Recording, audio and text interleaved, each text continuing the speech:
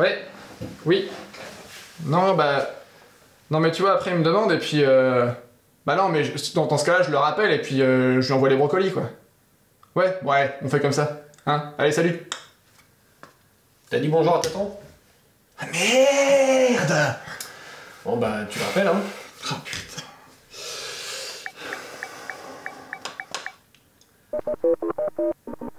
C'est occupé.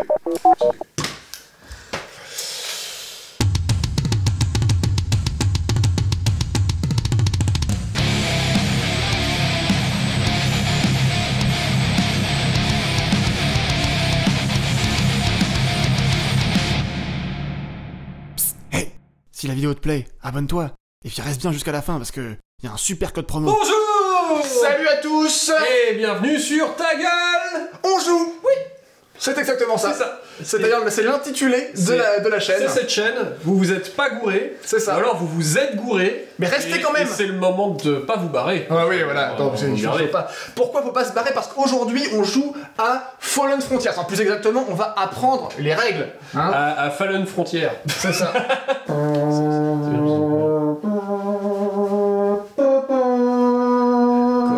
Comment niquer le focus? Là, il a un vachement bon autofocus. C'est vrai. Hey. Oui, parce que ça, c'est grâce à votre argent! Oui, c'est vrai, la caméra, c'est grâce à vous. Tous ceux qui nous ont aidés sur Utip. Et en passant par les liens affiliés Philibert et nos divers partenaires qui sont dans la description. Voilà. Voilà. Et ben, on a une caméra, c'est-à-dire Digne qu'on de a... ce nom. Cette caméra n'est plus là-bas, et on a cette caméra-là, et on a pu remettre ici celle-là, pour Voilà. arrêter de filmer avec nos téléphones portables. Incroyable! Incroyable! C'est une caméra. On joue à Fallen Frontiers. On va... From scale 75. C'est ça. 74, 75. Voilà, je l'ai fait maintenant. On peut passer à la blague musicale de la blague musique. Alors qu'est-ce que c'est Fallen Frontiers? C'est un jeu de space opéra en fait, hein, Oui. tout simplement. Hein, dans la même veine que Warhammer 40 000 ou Infinity, mais en moins dark pour 40 000 et en moins flashy manga En pour moins, Infinity. en moins super politique. C'est plus du space opéra à l'ancienne, hein, avec Oui, voilà. on explore l'espace, et puis Voilà. des extraterrestres, et puis Voilà, et puis les humains sauveurs de l'humanité de l'espace mais qui... pas vraiment comme Non mais c'est pour leur bien. On leur tape dessus et on leur pique leurs ressources. Hein, Mais- j'ai envie de dire... C'est pour leur bien. Ah là là. Bref, comment on joue à Fallen Frontiers? Eh ben déjà il faut des figurines hein, de Fallen Frontiers, ça c'est Voilà. c'est logique. Ou pas. Ou pas, on peut jouer avec des capsules de Coca-Cola, mais quelque part, Fallen Frontiers c'est un jeu d'armée. Alors quand je dis d'armée, on n'est pas sur des trucs avec 200 000 bonhommes non plus. Voilà, hein, c'est voilà. pas de la grosse armée, mais c'est du jeu d'armée. Alors, c'est un petit contingent, on va dire. Hein, voilà. Donc là, les armées qu'on a sur la table, c'est des armées à 50 points chacun. Donc moi, à 50 points, ce qui est petite bataille, c'est à 50 points. Donc là, j'ai une quinzaine de figurines. Et les grosses batailles, c'est 150 points. Donc on n'est pas non plus sur un truc démesuré. Hein. La taille du plateau, ça va de 120 par 90 jusqu'à 180 par 120 pour les plus grosses batailles. Hein. Classique, grand Voilà. Et c'est un jeu d'escouade. Il y a quelques véhicules aussi, mais bon, là, pour l'instant, Voilà, on va pour pas- l'instant, on n'en a pas. C'est du jeu au tour par tour, du coup. Tout à fait. En tour complet opposé, donc on n'est plus du activation alternée. On est je fais mon tour de jeu, tu fais ton tour de jeu, et puis voilà. Et puis voilà, c'est ça. Alors, comment ça va se passer un tour de jeu? Il y a 4 phases, très exactement. Il y a la phase de planification. Donc c'est là qu'on va recevoir nos jetons de commandement qui vont nous servir à activer nos unités et à jouer des cartes, etc. Voilà. Ensuite on a le tour du joueur qui a l'initiative. Voilà. Donc il va jouer toutes ses unités, jouer toutes ses cartes, etc. Puis ensuite, Bah, le tour du joueur d'en face. voilà. Voilà. Et puis ensuite il y a la phase de scoring qui est donc la fin du tour. C'est là où on vérifie si des conditions de victoire ont été réalisées. Bah, je compte les points, voilà, etc. Ce genre de choses là. On Et enlève les- après, et bis repetita, un nombre de fois égal au nombre de la mission. C'est ça. Donc on est sur du système assez classique là, sur... Pour l'instant, sur le on n'est pas système. dépaysé. Voilà. Hein, voilà. Alors commençons par la première phase, du coup cette phase de planification. La phase de planification, c'est la phase où on va récupérer donc les jetons ordre, comme on l'a dit. Et ces jetons ordre, ils dépendent de plusieurs choses. Donc non seulement du nombre de task force qu'on a dans son armée. Alors les task force, c'est juste les groupes d'armées. Hein. En gros, là j'ai une task force, ouais, Oui. pour être très clair. T'en as une, j'en ai une. Voilà. Donc ma task force va me donner 3 points de commandement. Et ça, ça vaut pour toutes les task force. Et ensuite, on va avoir des bonus en fonction des héros qui sont sur la table. Moi ici, j'ai Silas Fenn, c'est donc le héros des Riffs. Les Riffs, c'est mon armée, c'est les extraterrestres, hein, voilà. Donc lui, il a commande 1, donc il me donne 1 point de commandement. Donc les héros donnent des points de commandement selon... Voilà. Donc t'as un héros qui t'en donne un, t'as un deuxième héros qui t'en donne... Lui, il est très très fort, Drax. Drax, il a commande 3, du coup il m'en donne 3. 3 en plus, voilà. Donc tu te retrouves au final avec... 7 points de commandement. 7 points de commandement. Pour moi, ce sera à peu près pareil. J'ai ma task force, j'en chope 3, j'ai un héros qui m'en donne 1, un héros qui m'en donne 2, et je me retrouve avec 6 points de commandement. Ensuite vient le tour du joueur qui a l'initiative. Alors comment est-ce qu'on a l'initiative? C'est relativement simple. Au début de la partie, on fait un pari, tout simplement. Donc moi, dans mes 7 points de commandement, je vais en prendre, admettons, ce nombre-ci. Voilà. Toi, tu vas en Je vais en prendre ce nombre-là. Voilà. On sait pas ce qu'on a mis dans nos points. Hop, révélitude. J'en ai mis 2, il en a mis 4. Donc ça veut dire que là, c'est toi qui auras l'initiative. C'est celui qui en a le moins. Sauf que, au premier tour, du coup, tu ne pourras jouer qu'avec le nombre de points de commandement que tu as parié. Donc moi, là, j'ai parié 4, donc je pourrais avoir 4 points de commandement, toi, tu n'auras que 2. 2, et je ne pourrai utiliser que 2 points de commandement pendant ce premier tour. Voilà. Et une fois le premier tour terminé, ensuite on revient à la normale, voilà. Comme on a dit avant, et tu peux utiliser tous tes points de commandement. Mais l'initiative, elle ne change pas pendant la partie. C'est comment tu vas gérer ton premier tour pour savoir comment ça va se passer par la suite. Exactement. À quoi peut bien servir un point de commandement, me demanderas-tu? À quoi peut bien servir un point de commandement? Mais je suis devin. Ah ouais. C'est donc. Moi, j'ai fait la Perroquet Gaming School. Je répète impeccablement ce qu'on me demande. Très bien. Coco veut un gâteau.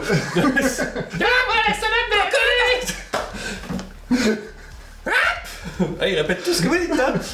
Bien. Alors un point de commandement, ça sert à activer des unités et à dépenser des cartes tactiques, mais les cartes tactiques, on verra ça en fin de tour. Il faut bien savoir que chaque unité ne peut être activée qu'une seule fois par tour. Donc du coup, pendant notre tour, on va pouvoir faire 6 ordres différents. Ces 6 ordres sont l'avancée, la marche, la charge, le combat au corps à corps, la retraite du corps à corps et l'Overwatch. Donc le premier ordre, ce qu'on appelle l'advance en anglais, donc avancer en voilà, français. Tout simplement. Alors l'advance c'est très simple, je choisis mon unité, je dépense le point de commandement dessus, hop, voilà, comme ça je sais qu'elle a été activée. Si je décide de faire une advance, donc une avancée, je vais pouvoir déplacer mes figurines jusqu'à leur valeur de mouvement maximale, voilà. Et ensuite je vais pouvoir tirer si j'en ai envie. Pas tir plus mouvement, c'est toujours d'abord le mouvement et après le tir. Donc là, mes soldats Riff ont un mouvement de 6. Comme on voit sur le profil là. Voilà, qui s'affiche ici. Je vais donc les déplacer de 6 avec la petite réglette qui est disponible chez notre partenaire MyCinery, dont le lien est dans la description. Elle est transparente et il y a marqué ta gueule en jeu dessus. Ouais. Il y a d'autres couleurs qui sont disponibles. Ouais. Comme ça, vous pouvez faire de la pub gratuitement pour nous. On va pas se mentir, hein, vous faites un peu homme sandwich pour ta gueule en joue là. Hein, ouais. Alors, il y a une cohésion d'unité, évidemment, comme dans les jeux d'escouade en général. La cohésion d'unité standard est de 2 pas. Donc il faut évidemment que j'essaye de la respecter au maximum. Ouais. Hein, j'ai pas le droit de faire ça n'est pas possible. Mais il y a des formations de combat dont on parlera tout à l'heure. Ouais. Donc là, j'ai fait mon mouvement, et maintenant je peux tirer. Maintenant, tu peux tirer. Ah bah oui. Alors là, j'ai 4 soldats Riff, hein, tout simplement. Ils sont équipés de fusils qui ont un tir par personne. Voilà. Donc je vais prendre 4 dés. Voilà. Le but du jeu pour moi, ça va être de faire un résultat qui est supérieur ou égal à la valeur de drill de ton unité. Cette valeur de drill, qui est la petite médaille, là, ça s'affiche en dessous dans le profil, c'est à peu près la valeur qu'il faudra soit atteindre, soit faire en dessous, soit au-dessus, pour quasiment tous les jets du jeu. Donc, voilà. C'est cette valeur qui est super importante. C'est une valeur de compétence, en fait. Voilà. Ça définit si votre soldat, c'est un mec bien ou si c'est un gros trou du cul. Gros nul. Ces soldats, là, donc, quelle est leur valeur de drill? Les valeurs de drill des soldats est de 4. D'accord. Donc 4. Pour les toucher, il faut de base que tu fasses 4 ou plus. Sauf que là, on voit bien qu'ils sont cachés derrière une petite caisse. Ah oui, il y en a qui sont à couvert. Voilà. Donc là, le couvert va me donner un malus de -1 en fait. Voilà. Exactement. Donc là, il va falloir que je fasse du 5 ou plus pour les toucher. J'ai une touche. Voilà. Ensuite, il va falloir que je les blesse. La blessure inclut la sauvegarde d'armure aussi, hein, pour ceux qui se demandent. Pour blesser, il va falloir que je lance un dé et que j'obtienne 7. Mais comment fait-on pour obtenir 7 avec un D6?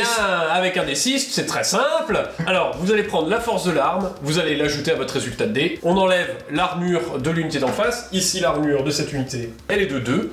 Donc, tu vas avoir un D6 à jeter. J'ai une force de 4. Donc ton D6, plus 4 moins 2, donc ça fait ton D6 plus 2, voilà. Et il faut que tu fasses 7 minimum. Bah là, ça fait 5. Et 2, ça fait 5. pas blessé. Dommage. Voilà. Si j'avais fait 6 Six. ou 5, admettons, ça Ah, aurait... 6 et 2, ça fait 8. Voilà, donc là, ça aurait été blessé. Bien sûr, et je subis le nombre de points de vie que ça inflige. Voilà, que exactement. l'arme inflige. En général, c'est 1. Et donc là, c'est toi, en fait, qui décide qui va perdre... Voilà. Et donc je peux très bien décider que c'est le premier, mais je peux décider que c'est le dernier. Mais non, en fait, parce Mais qu'il non. n'est pas visible. Et voilà, il faut que je décide que dans les unités qui sont visibles de l'unité. Oui, C'est-à-dire que ce Gugus-là n'est pas visible de l'unité là-bas, donc il ne peut pas perdre ses points de vie. C'est ça. Ce qui sera pas mal à réfléchir dans votre placement, parce que du coup, si je place tous mes gars cachés et juste invisible, du coup, si je prends plein de points de dégâts, bah il y a que lui le qui mec meurt. devant qui peut les perdre.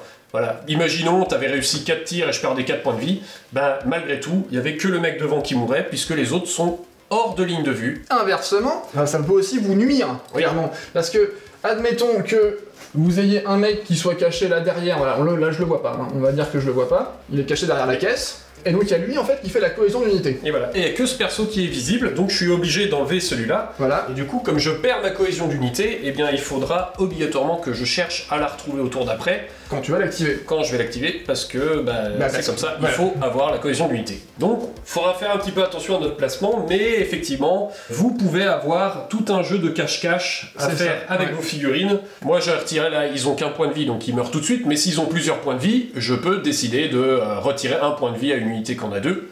Mais du coup, la prochaine fois que cette unité prend des dégâts, ça sera d'abord elle qui devra continuer de perdre des points de vie, toujours dans la limite de si elle est visible ou pas. Exactement. Donc là aussi, ça peut valoir le coup de cacher des unités qui sont blessées pour éviter qu'elles continuent de mourir et de mettre... Ensuite, la deuxième ordre, c'est la marche. Alors, en gros, c'est ce qu'on appelle marche, mais c'est de la course, en gros. Voilà. On va plus vite. Alors, la marche, c'est exactement comme une action de mouvement normale, sauf qu'on ajoute un des 6. Voilà, à son mouvement, donc on prend notre mouvement par exemple de 6 pas et C'est ça. on jette un des 6 en plus. Mais le problème, c'est qu'on ne peut pas tirer. C'est-à-dire que tu veux bien bouger vite, mais elle peut pas tout faire, voilà. donc peut pas tirer de sa scoutreau. Et... Exact. Voilà. J'en profite pour préciser que ceci est un tapis, l'atelier de Torek, De Torek, pas de Hein Toric comme moi qui dis de travers. De Torek. qui vous offre très gentiment 10% de réduction avec le code TGOJ10, la description, le lien avec tous les autres. hein. Oh là Voilà. là. Money, c'est le moment de faire des achats. Waouh. Waouh. On arrive au troisième qui est la charge. Et donc là, c'est comme une marche, sauf qu'on va aller se mettre au corps à corps et on ne peut pas tirer, évidemment. Voilà. Pour se mettre au corps à corps, ici, il n'y a pas de zone de tolérance, il faut absolument être socle à socle. Voilà. C'est-à-dire que si vous êtes à un pas du corps à corps à la fin de votre mouvement, vous l'avez dans le cul. Vous n'êtes pas considéré comme étant au corps à corps. Donc C'est ça. faites attention là, du coup, quand vous faites vos déplacements de charge, parce qu'il faut vraiment coller le socle. Admettons là qu'ils étaient là, je décide de déclarer une charge, donc je lance mon dé de charge, 2, bon, alors ils ont mouvement 6 plus 2, ça fait 8. voilà, donc j'y vais, c'est parti, 8, lui du coup il peut y arriver, hein, très bien, lui aussi, lui c'est bon aussi, par contre, Jean-Rodrigue derrière, Ouais. eh ben ça va pas, il est trop y loin. est pas. Donc, Donc lui bon, en fait il va se mettre derrière et il va attendre, mais ça veut dire en fait qu'il ne pourra pas attaquer voilà, il n'y a pas de ligne de combat, c'est uniquement les unités au corps qui à sont corps. en contact socle à socle qui peuvent se battre au corps à corps. Voilà. Donc intéressant par exemple ici, c'est-à-dire que là il a chargé tout le monde sur le même Gugus, c'est-à-dire qu'il va pougner la même personne et les autres membres de l'équipe, ils vont regarder en faisant « Oh non, Merde. Robert !» On peut se dire, mais c'est pas très logique du coup, les autres ils réagissent pas, qu'est-ce qu'ils font? On verra ça dans l'Overwatch tout à l'heure. Voilà. Hein, voilà. Donc tu prends ta petite remarque, tu la mets dans un coin de ta tête, comme ça, voilà, tu la laisses, et tout à l'heure tu pourras la ressortir. Voilà. Ou pas, parce qu'on expliquera la règle, t'en fais pas. Bref, et une fois que vous êtes au corps à corps, c'est parti pour Le corps à corps. Le corps à corps, une baston, qui rejoint du coup l'ordre suivant qui est le combat au corps à corps. C'est ça. C'est-à-dire en gros, soit vous faites la charge pour le corps à corps, soit si vous êtes déjà au corps à corps, vous pouvez lancer cet ordre pour faire un combat. C'est ça. Donc voyons tout de suite le combat au corps à corps. Donc là, c'est pareil que pour le tir, on va prendre un nombre de dés équivalent au nombre d'attaques de l'arme qu'on utilise. Donc là, en fait, il n'y a pas de caractéristiques d'attaque dans le profil des combattants, c'est juste que les armes de corps à corps ont une caractéristique d'attaque dans l'arsenal. Donc là, en fait, je vais prendre du coup 3 dés parce que il y a 3 mecs au contact. 3 mecs au au contact qui ont chacun une caractéristique d'arme de 1. Voilà, tout Voilà. simplement. Hein. Et le combat est simultané, c'est-à-dire que là du coup, moi j'attends pas en me faisant tirer dessus comme au tir, là je vais taper tout de suite. Donc du coup je sélectionne pour mon unité parce que le corps à corps est simultané, donc là du coup je reste pas tranquillement à me faire pougner la gueule.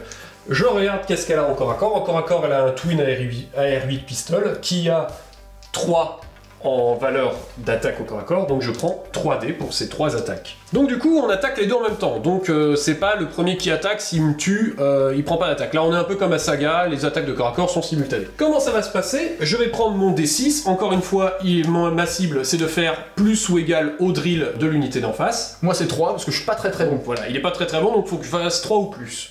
Sauf que je vais avoir des petits bonus et des malus. Je vais avoir des bonus à donner qui sont là sur le profil. Le petit pistolet, c'est pas le plus évident. Le pictogramme est pas très évident, mais en fait, c'est une valeur de corps à corps. C'est un bonus que je vais avoir à mon jet de dés. Donc là, par exemple, elle a 2. Donc déjà, elle est très douée au corps à corps. Ouais. Donc j'ai plus 2 à mon jet de dés. Mais je vais retirer en malus le petit bouclier qui là est la défense au corps à corps de l'unité d'en face. Tu as... Moi j'ai 0. 0, ils sont tout pourris, donc voilà. Je ne retire rien. Mais s'il avait eu 1, je retirais moins 1. Donc je vais jeter mon dé à plus 2. C'est ça. Pour faire plus 3 plus. Donc bon... Donc en fait, tu vas échouer que sur des 1 parce que les 1 sont toujours des échecs. Mais... Donc je jette mes 3 dés. Pas de 1. Ça fait 3 touches. Ensuite, maintenant, pour la blessure, on revient comme pour le tir. Je dois atteindre la valeur de 7. Et encore une fois, en malus, ta valeur d'armure... Qui est de 0. Qui est de 0. Bon, bah vraiment, ils sont tout caca. Donc, toi, ta valeur de force, c'est combien? Ma valeur de force de ces armes est de 3. Eh bien. Donc, je jette mon D6 plus 3 et faut que je fasse plus de 7. Bon, bah voilà. Bah voilà, hein. Voilà, tu prends 3 points de dégâts dans la tronche. Ils ont aucun point de vie. Aucun point de vie. Bah, du coup, ça fait 3 morts. Alors, là, je suis obligé, du coup, de retirer d'abord ceux qui étaient engagés au corps à corps. Voilà. Voilà. Mais voyons une autre situation, cette fois-ci où s'il y a pas 3 mais 2 personnes au corps à corps et je fais 3 dégâts, et bien cette fois-ci on va d'abord retirer les 2 qui étaient effectivement au corps à corps pour les 1 dégât, mais là le corps à corps bah, c'est plus méchant, voilà. Le point qui dépense va quand même retirer quelqu'un qui n'était pas au corps à corps et qui n'avait pas eu la chance de taper et qui se prend une vieille baffe perdue. Tiens. Il se prend une vieille baffe perdue alors qu'il a rien demandé pépère. C'est vraiment... Moi c'était juste venu pour aider les copains. Voilà, donc c'est vraiment pas juste, mais le monde est injuste, hein, mes enfants. Donc, moi, j'ai mes 3 mecs qui vont taper. Donc ils sont morts, mais ils ont quand même le droit de taper. C'est ça. Donc moi, mon corps à corps est de 1. Ma défense est de 1. Ma défense de corps à corps est de 1. Et ton drill est à combien? Mon drill est à 4. Donc il faut que je fasse du coup du 4 ou plus. Du 4 ou plus, puisque tu as plus 1 moins 1. Ah, excellent. Bah, tu fais rien du tout. Voilà. Voilà. Imaginons que t'en as au moins réussi quelques-uns, quoi. Ah, là, c'est bien. T'en as réussi 2. Maintenant, à nouveau, eh bien, il faut faire le 7 avec la force de tes armes de cac. Moi, j'ai une force de 3. 3. Et j'ai une armure de 2. Donc, tu as ton D6 plus 1. Voilà. Donc, en gros, il faut que je passe D6 plus. C'est ça. Ah! Pas de bol, pas de blessure. Caramba! Voilà. Imaginons t'aurais fait des blessures. Mon unité ici, elle a 3 points de vie.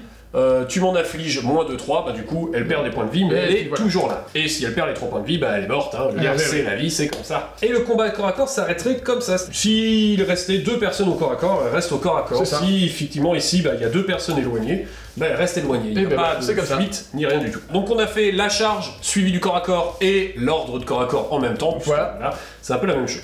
Il reste 2 ordres, il reste la retraite. C'est ça. Remettons-nous dans une situation de corps à corps. Hein. C'est bien comme ça, voilà. Bon alors, moi là en fait je suis pas tout à fait serein, parce qu'en fait... Imaginons, je suis arrivé, je t'ai quand même wipé la moitié de ton unité, t'as cassé la gueule, et les autres qui restent au corps à corps se disent ok, celle-là au corps à corps, elle est costaud, on va s'en aller. On va s'en aller. Voilà, on va effectuer un mouvement vers l'arrière. Donc tu vas tenter une retraite. Voilà, et donc dans ce cas-là, il faut que je réussisse un test de drill, donc je relance un dé et que j'obtienne un résultat inférieur ou égal à mon drill, qui est donc là de 3. 2, c'est réussi, donc ça me permet de faire un mouvement pour m'en aller bien loin. Voilà. Voilà. Alors, il peut pas tirer tout de suite ou recharger, chose comme ça, mais au moins, il est sorti du corps à corps. Voilà. Cependant, si j'avais raté... Cependant Merci Dumbledore. Oui, j'ai donc Serpentard qui est en tête de la coupe des 4 maisons. Cependant, j'alloue 40 milliards de points bonus à Harry Potter parce que c'est... 10 000 points pour Gryffondor. Et donc Gryffondor gagne parce que je vous sac. C'est pas honteux, la coupe des 4 maisons dans Harry Potter. Rien à voir. Bon allez, revenons sur le sujet. Imaginons, tu as échoué ton jet de dés. Bah du coup je peux pas bouger, déjà premièrement. Bah oui. Ça, oups. En plus, je me prends un corps à corps gratos. Voilà. C'est-à-dire que tu m'as tourné le dos, donc je te mets Une vieille baffe. attaque d'opportunité. Comme Voilà, on veut c'est aussi. ça. Embuscade. Je peux taper quand même pendant ce Oui, voilà, corps. c'est-à-dire que ça déclenche automatiquement un corps à corps. Voilà. Bon, tu vas quand même pouvoir essayer de te défendre un peu. J'ai fait oh non, j'ai raté. Bon. Oh non, j'ai raté. Aïe, oui, aïe, mais arrêtez. Ah. Ça c'est comment, tu sais, les PNJ dans les jeux vidéo mal faits qui sont coincés dans les murs, tu sais, et quand tu les tapes, tu vois. Je vais vous avoir. Salio. Ah, espèce de criminel. C'est ça, vous ne pourrez pas vous enfuir. Le mec, il est 2 mètres plus loin. Je suis là, viens. Fireball. Ah. Fireball. Ah, ah. Fireball. Vous êtes un Fireball. vous êtes un criminel. Ah, Fireball. j'étais un aventurier comme vous, mais j'ai pris une flèche dans le genou. Ah là là. C'est un des bugs très récurrents de Skyrim, ça. Alors, il nous reste un dernier ordre à voir, c'est l'ordre d'Overwatch, de mise en alerte, hein, comme on le connaît sous ce nom le plus courant. Voilà. C'est grosso modo comme on peut se l'imaginer si vous avez déjà joué avec des jeux où on se met en alerte, c'est la même chose. Hein, tout simplement, je peux interrompre le tour adverse pour faire un tir. Voilà, je me déplace. Halte là. Plaît-il? Je dépense mon jeton de mise en alerte Voilà. et j'effectue un tir. Et évidemment, c'est un peu comme dans 40K avec le fameux tir en alerte. Si quelqu'un dit bah je vais te charger avec lui, vous pouvez faire stop, je te tire dessus avant que tu me charges. Logique. Mais on peut aussi s'en servir pour essayer de survivre un petit peu plus au corps à corps. Oui. Alors comment ça? Tout simplement, j'ai mon jeton de mise en alerte, tu déclares une charge. Je déclare ma charge et je fais ya et on va tous attaquer juste ton gars là histoire de le pougner tout seul. Et donc là, moi je dis oui, mais non, Jean-Louis, attention. Et là, ça me permet en fait de faire un mouvement où je viens me mettre en contact, hein, Voilà. tout simplement pour du coup essayer de maximiser mon nombre d'attaques. Parce que comme on l'a vu, effectivement, si on est dans cette situation-là, il n'y a que lui qui peut attaquer. Et c'est ça. Et Donc ça, en gros, c'est avec l'Overwatch, tu peux ramener les copains quand tu sais que tu risques de te faire charger sur la tronche. mais évidemment, du coup, en contrepartie, tu ne peux pas agir pendant ton tour. C'est ça, il Hein. fallait te mettre en Overwatch, donc c'est... Et c'est tout, en fait, pour les Et on a actions fait le tour, disponibles. voilà, on a fait le tour de nos 6 actions disponibles avec les déplacements, les tirs, les jets de dés, le fonctionnement, et après, ainsi de suite. J'ai fait mon tour d'ordre, il fait son tour d'ordre, et on compte les points qui restent, et on recommence comme ça. À l'infini. Ad vitam aeternam. Voilà, c'est ça, jusqu'à la fin des la temps. mort. Maintenant, on va voir les petits trucs en plus. C'est ça. qu'ils font. Le petit truc qui fait le piment du Tous les jeu. petits pilons. Commençons par ce qu'on avait un peu coupé avant, les formations d'unités. Comme on l'a dit, il y a 3 formations d'unités. Il y a la formation de patrouille, donc c'est la formation standard, où la cohérence d'unité est de 2 pas. Voilà. Donc les figurines peuvent être espacées chacune de 2 pas maximum. Voilà. Donc là, par exemple, elles sont en ligne et elles sont pas à plus de 2 pas les unes de les autres. Tout à fait. Les unes des autres. Les unes de les autres. Les unes de les autres. Les unes de les autres. Moi, je parle mal le français. Mais ça fait il y a un côté, ces Et chansons de j'emmerde. PNL. Oui. Les unes de les autres. Et j'emmerde l'Académie française. On a la formation serrée. Alors la formation serrée, c'est que tout le monde est collé. Voilà. Donc là, c'est très simple. Alors la formation serrée, qu'est-ce que ça peut faire? Ça permet en fait de relancer son test de morale. Parce qu'on n'a pas parlé du test de morale, Oui. mais on va le faire très On rapidement. va le faire juste après. Et quand on est en formation... Étendu. Étendu. Voilà. Donc il faut être à moins de 4 pas de ses coéquipiers. Et bien en fait, il n'y a pas de bonus. Vous n'avez pas de bonus de règles. Oui. Il y a des bonus organiques, j'en parlais rapidement. Mais en gros, on ne peut pas faire de marche et on ne peut pas faire de charge. Voilà. C'est une formation qui est vraiment purement défensive. Et pourquoi? Parce qu'en fait, ça permet, avec 4 pas de cohésion, de profiter un maximum de tous les couverts qui Voilà. sont disponibles. Par exemple, là, dans cette situation, j'ai 2 personnes à couvert du bâtiment, un couvert d'une caisse, un couvert d'une autre caisse, qui fait que du coup, c'est beaucoup plus difficile de tirer sur tout le monde en même temps dans mon unité, parce qu'il y a beaucoup de gens qui sont cachés. Parce que tout simplement, ici, si t'étais là dans formation standard, Ouais.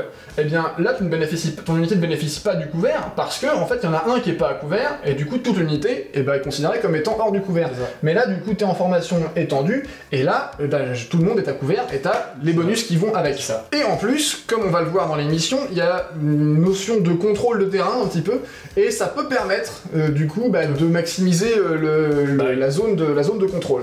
Donc ça c'est important aussi. Donc voilà pour les formations. On a parlé du test de morale.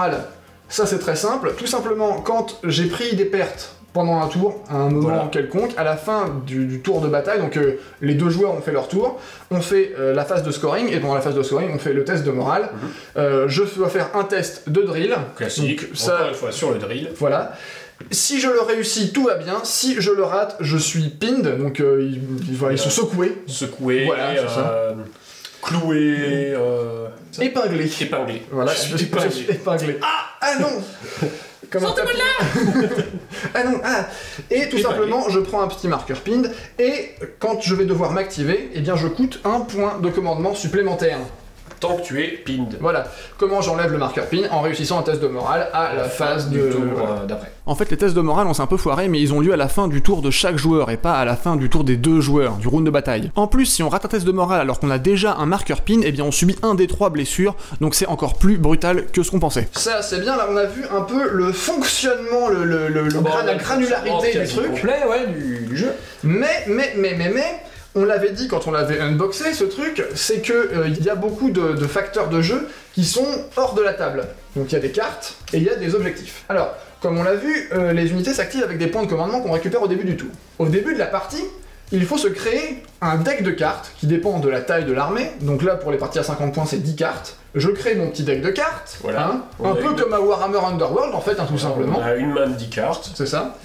Et au début de chaque tour, dans cette main, je vais devoir sélectionner 3 cartes que je vais pouvoir activer pendant ce tour-ci. Voilà. Donc, Vous prenez 3 cartes, vous reposez les 7 autres, c'est ça. et vous avez votre mini-main C'est de ça. tour. C'est en gros, c'est comme les consoles de Yu-Gi-Oh! En fait. T'as ton Ouais. deck, et puis t'as les trucs ça. qui sont préactivés, Voilà. tu vois. Haha, j'ai activé ma carte piège, Yugi. Comment il s'appelle le méchant là? C'est Kaiba. Ah, c'est Tokaiba. Ouais. Oh, ça c'est le premier. Ouais, mais les autres, on s'en bat les couilles. Ces cartes pièges. Putain, je suis en plein Exodial Body. Non. C'est un jeu avec des hologrammes. Comment ça peut physiquement vous affecter? Papy, comment tu peux être à l'hôpital pour avoir perdu un jeu de cartes? Ah, il m'a battu. Mais j'appelle la police. Il t'a molesté. C'est l'âme des physiquement. cartes. C'est l'âme des cartes. Alors, donc l'âme des cartes, ici, eh ben, c'est tout simple. Il y a un pouvoir et un coût à payer. Qui sont marqués dessus. Donc celui-là, celle-là, cette carte coûte 0, celle-là en coûte 1 Voilà. à dépenser et celle-là en coûte 2. Tout à fait. Donc si je veux, pendant mon tour, ou pendant le tour adverse, puisqu'on a des cartes qui se jouent en action, il y a déjà des cartes qui se jouent en réaction, et des cartes qui peuvent se jouer dans les deux cas, je paye mon nombre de points de commandement et je peux jouer ma carte. C'est ça. Mais, certaines cartes ont un deuxième coup. Là, le petit cristal bleu, c'est ce qu'on appelle du critium. Alors, c'est le MacGuffin de l'univers. Critium, c'est le truc qu'on appuie comme ça, et puis pour écrire, pour faire des dessins très fins. Oui, c'est C'est ça. ça, c'est critium. Ça dépend, faut que t'achètes des mimes. Ça Ouais, c'est ça, peut les être tout mines le à temps. critium, c'est C'est chiant. ça, eh ben, ça se casse. c'est ça en fait. C'est ça. Voilà. Waouh. C'est des petits paquets de mines HB 0,2 mm. Donc le critium, c'est un minéral qui sert. Enfin, il fait un peu tout. Hein. Il fait le Oui, café c'est dans le l'univers. super minéral magique. Voilà, donc le Ceux qui MacGuffin. ont joué à Command & Conquer, c'est le Tiberium. C'est vraiment ça. De toute façon, tous les minéraux en ium dans les univers de Oui, c'est science-fiction. ça. C'est le minéral magique. C'est ça, le vibranium, Voilà. l'indestructium, enfin bref, non, c'est comment? Le nocténium. L'inopténium, oui. Voilà. Ceci est un minéral magique qui n'existe pas, Yum. Bon, et puis après, il y en a qui sont originaux, il y a l'épice. Yum. Épicium. L'épicium. Bref, on a des coûts supplémentaires en critium. Voilà. Qui sont en fait les points qui vont servir à recruter son armée. Donc là, quand on a parlé d'armée à 50 points, en fait ce sont 50 points de critium. Et si par exemple mon armée fait 47 points, eh bien je récupère 3 points de critium que je vais pouvoir dépenser pendant la bataille pour jouer des cartes. Voilà. Hein. Donc vous pouvez avoir une dose de critium On a une dose de critium au départ. au départ. Voilà. Vous venez pas les mains vides. Mais ce stock de Critium, eh ben, il ne se Il se régénère pas. Voilà, c'est ça. Tout seul. C'est exactement ce que je voulais dire. C'est pas qu'un troll, ça se régénère. Bah, le Critium, ça ne se régénère pas. Voilà, Voilà. Mais le Critium, ça ne se transforme pas en pierre quand il est affecté par la lumière du jour. Bilbo le Hobbit. Ah.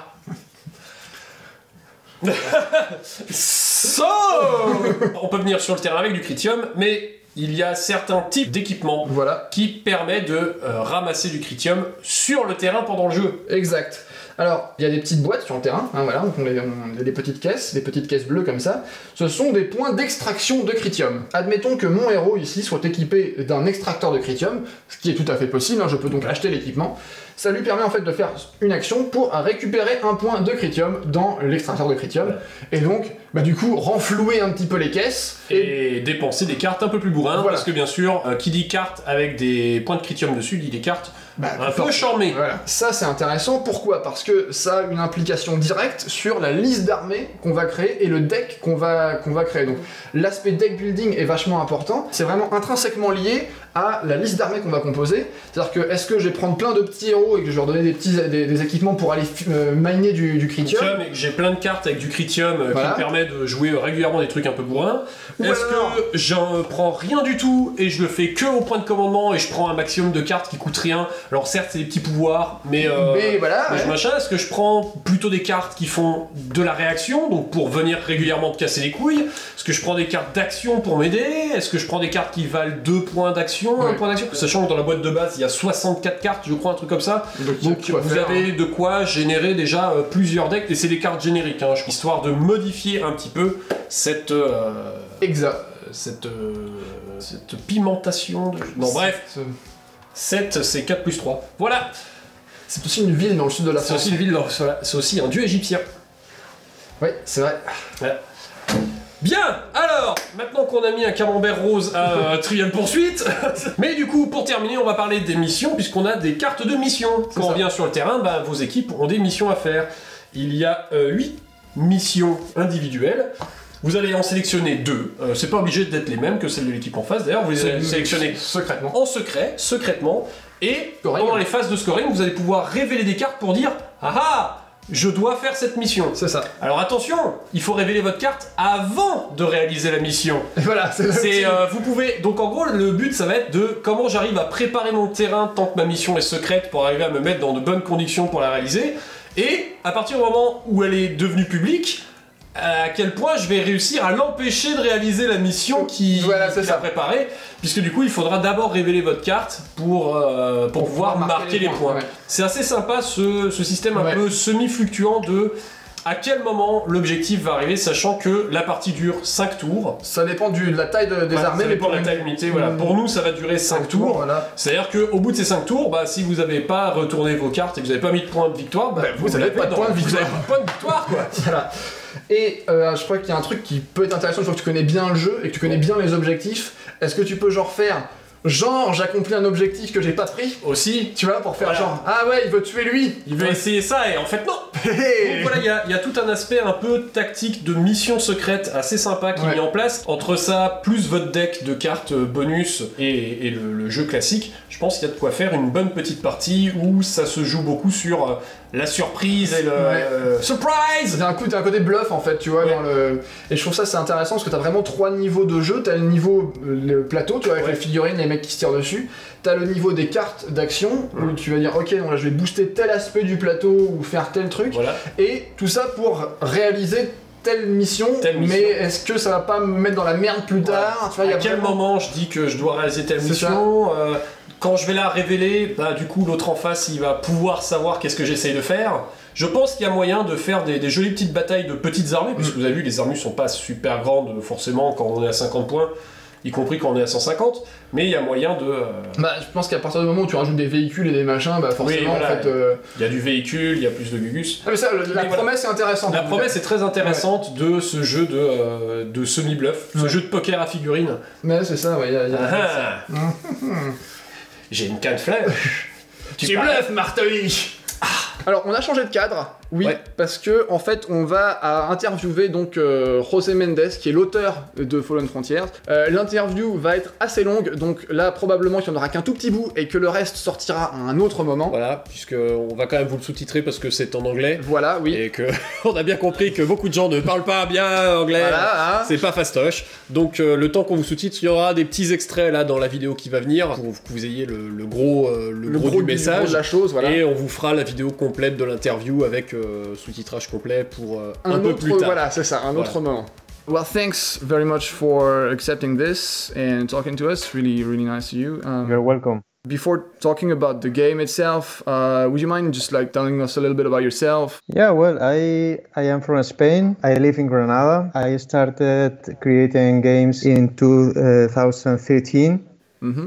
I published some games: Colonial Space Wars, Golf and Roll, Dragon Rush, with a company which is called Bedra Games. And after some time, I contacted with my colleagues from Scale 75. They are dedicated to selling paints, models, and they also have a small section for games and books. And my first project actually was to work with Fallen Frontiers. This game was released in 2014, yes, the first edition. First thing they have to do was to relaunch the game for the community, make it more attractive. So the first thing I had to do is study the product, check what we have now in the market, and see how we can prepare a war game competitive versus what you know now we have.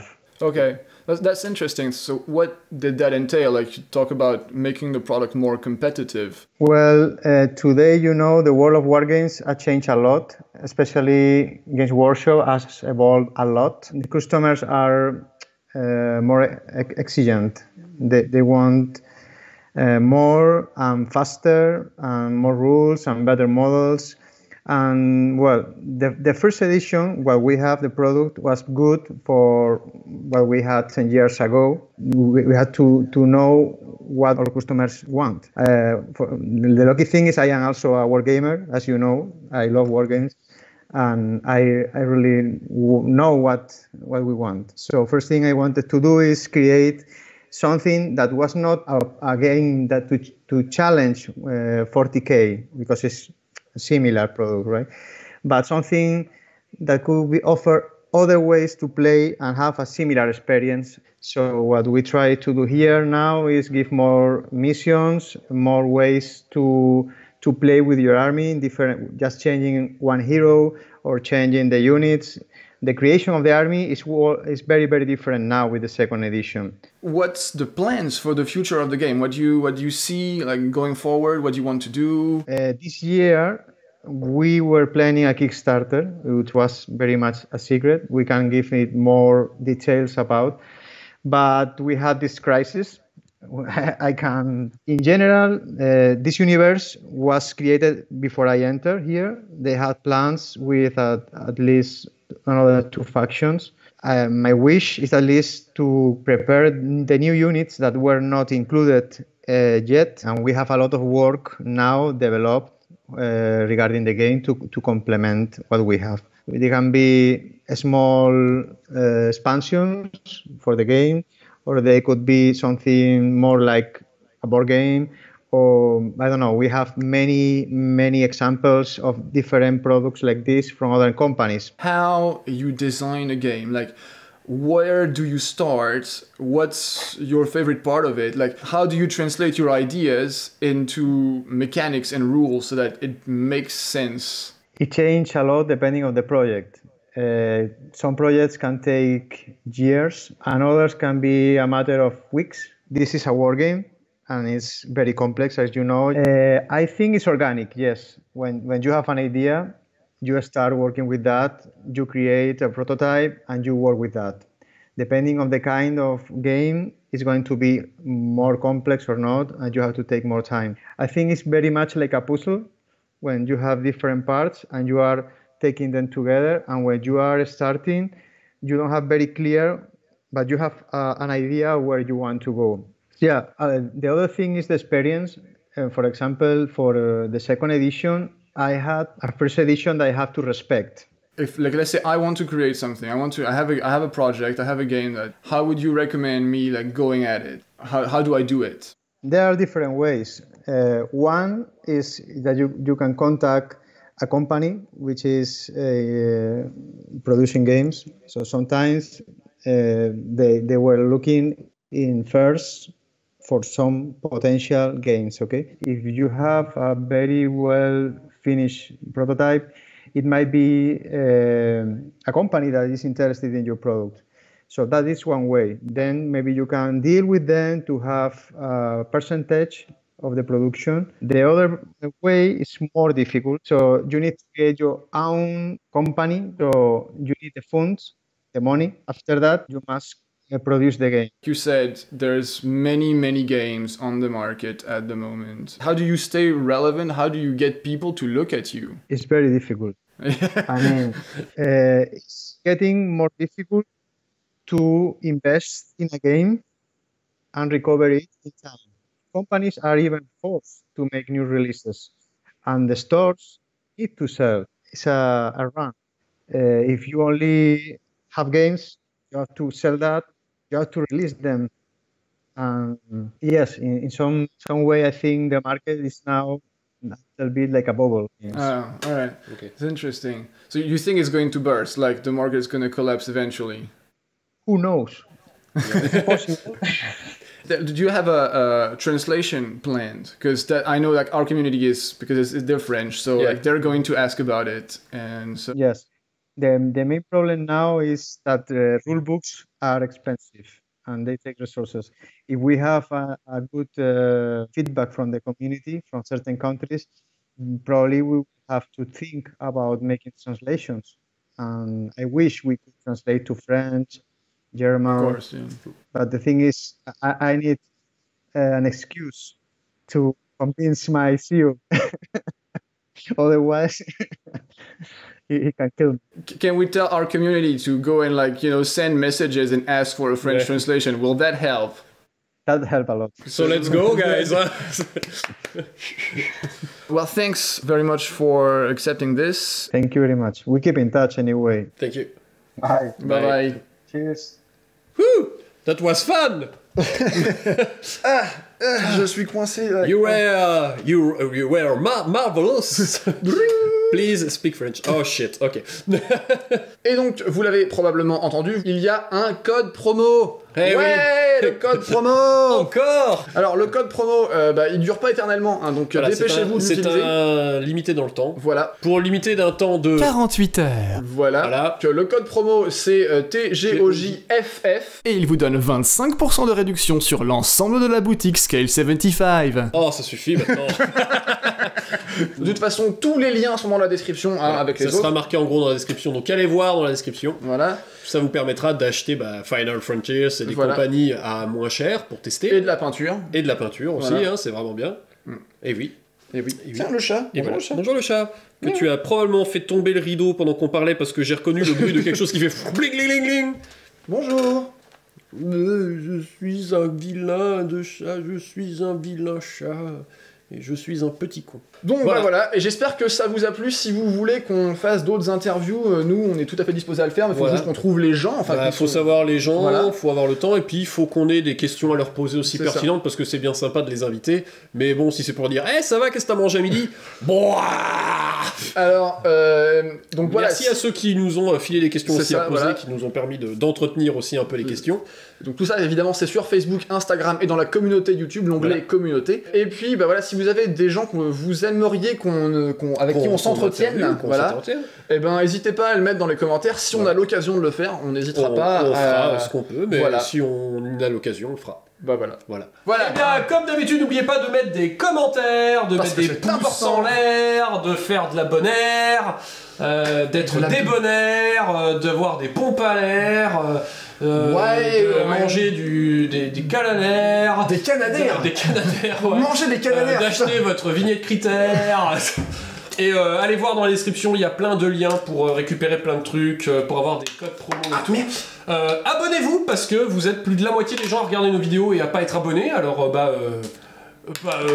abonnez-vous, comme ça, vous serez pas obligé de chercher à chaque fois les vidéos et vous pourrez Merci de foutre un bordel vos sons. Mais j'essaye de jouer à la chandeleur. Ouais, mais pour ça, il faudrait faire moins de bruit devant le micro.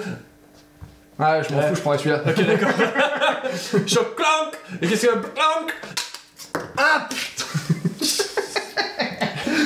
Bref, Ouais, tout ça pour dire que on vous dit à la prochaine pour une partie ou une autre vidéo, comme Et tous les vous mardis. fait des bisous, mais en respectant les distanciations. Distances de sécurité. Voilà. Donc on vous fait des biloins. C'est des Avec bisous le de loin. coude.